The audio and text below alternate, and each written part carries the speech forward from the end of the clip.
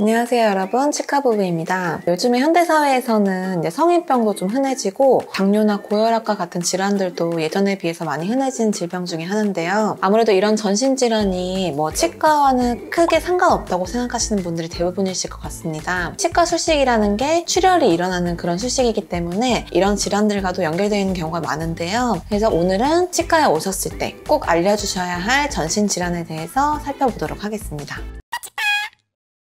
네, 제일 먼저 심장혈관 질환입니다. 이것에는 고혈압도 포함되어 있는데요. 평소에는 이러한 질환들이 특별히 문제가 되진 않는데 이를 뺀다든지 아니면 임플란트와 같은 출혈을 발생시키는 술식을 할 때는 문제가 될 수 있습니다. 그 이유가 이제 복용하시고 계시는 그 약 때문인데요. 보통은 이제 항응고제 또는 혈전용해제 이런 걸 복용하시는 경우가 많은데 이런 경우에는 이제 지혈 문제가 발생할 수 있기 때문에 꼭 이제 술식 이전에 내과 의사 자문을 통해서 이 술식이 가능한지 지금 가능한 상태인지 또는 이제 약 복용을 중단해야 되는지 그런 여부를 이제 좀 평가를 받는 것이 좋습니다. 두 번째로는 이제 치과에서 사용하는 그 국소 마취제 안에도 혈관을 수축작용을 시키는 혈관 수축제가 포함되어 있는데요. 이러한 질환을 가지신 분들은 이러한 수축제가 최소한으로 포함되거나 또는 없는 그런 국소 마취제를 사용해야 되는 경우도 있어서 꼭 얘기를 해주시는 것이 좋습니다. 마지막으로는 좀 스트레스가 덜한 환경이 좋기 때문에 최대한 내원 약속을 오전으로 하시거나 술식 시간도 최소한으로 좀 짧게 하시는 것이 도움이 될 수 있을 것 같습니다.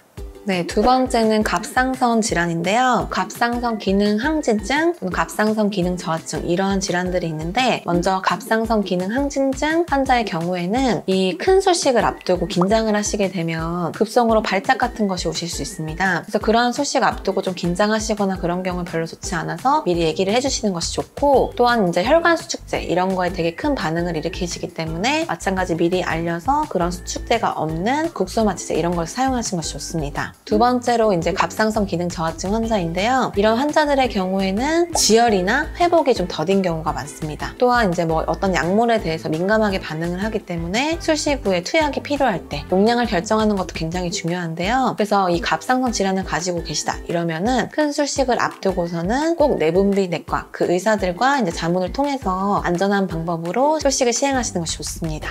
네, 세 번째는 당뇨인데요. 당뇨 환자분들 요즘에 굉장히 많으시잖아요. 이 당뇨가 평소에 조절이 잘 된다고 하면 사실은 치과 술식 하시는데도 크게 문제는 없습니다. 그렇지만 이제 조절이 잘 안 되시거나 평소에 200을 넘으시는 정도로 좀 수치 조절이 잘 안 되신다 그러면 문제가 될 수 있는데요. 특히 이제 치주 질환 같은 경우는 이제 혈액순환이 잘 되지 않기 때문에 어떤 술식 후에 치유가 잘 되지 않는 문제가 있습니다. 그래서 큰 술식을 앞두고 꼭 이제 내과 전문의와 자문을 통해서 현재 그 당 수치가 잘 조절되고 있는지 그런 것을 꼭 체크하시는 게 좋고요. 평소에 꼭 혈당 관리 또는 잇몸 관리를 잘 해주셔서 이 잇몸 질환을 악영향을 미치지 않게 꼭 관리해 주시는 것이 중요합니다. 네, 사실 당뇨라는 질환이 꼭 치과 치료를 받을 수 없다 이런 질환은 아닌데요. 대부분 약을 잘 드시고 또 평소에 조절이 잘 되시고 하면은 거의 대부분의 치과 치료를 받으시는데 크게 지장이 없습니다. 그렇지만 평소에 좀 당 수치 조절이 안 되시거나 하는 상황에서 치과 수식을 받으실 경우는 제대로 된 치유가 일어나지 않아서 실패하시는 경우가 많기 때문에 평소에 좀 조절이 잘 안 되고 있다 이런 상태라고 하면 치과 치료는 조금 미루시고 먼저 약이라든지 아니면 생활습관 개선, 운동 등으로 당 수치를 먼저 조절하시고 나서 치과 치료를 받으시는 것이 좋을 것 같습니다.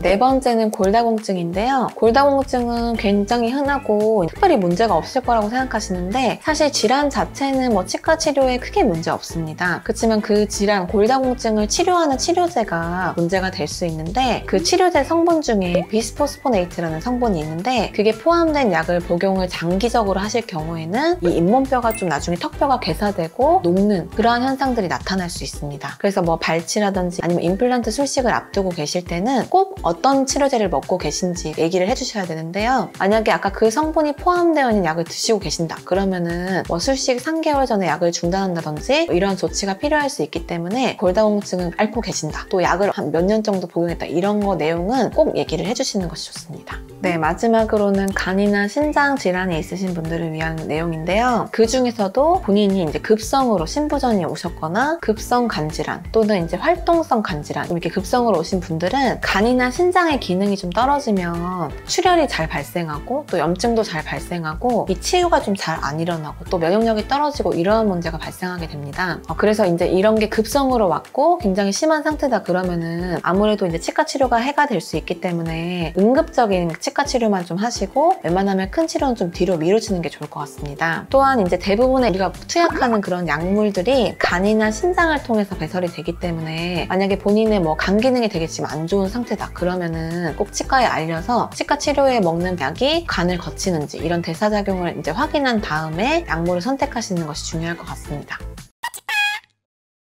네, 오늘은 치과 가셨을 때 꼭 알려주셔야 할 전신질환에 대해서 알아보았는데요. 흔한 질환들 위주로 해서 좀 알아보았고 사실은 이런 것도 미리 이제 대처를 하면 이제 위험한 상황을 예방할 수 있기 때문에 꼭 치과 가서 알려주시는 것을 추천드리고요. 아까 제가 말씀드린 것들 그런 문제들은 출혈이 일어나는 술식, 이를 뺀다든지 임플란트와 같은 그런 이제 출혈이 일어나는 술식에만 해당되는 거지 간단한 충치 치료 또는 이제 검진 이런 거에는 해당되지 않기 때문에 너무 크게 걱정하지 않으셔도 될 것 같습니다. 평소에 꼭 구강관리 잘 하셔가지고 이런 위험한 일이 발생하지 않도록 정기적인 검진을 추천드립니다. 감사합니다.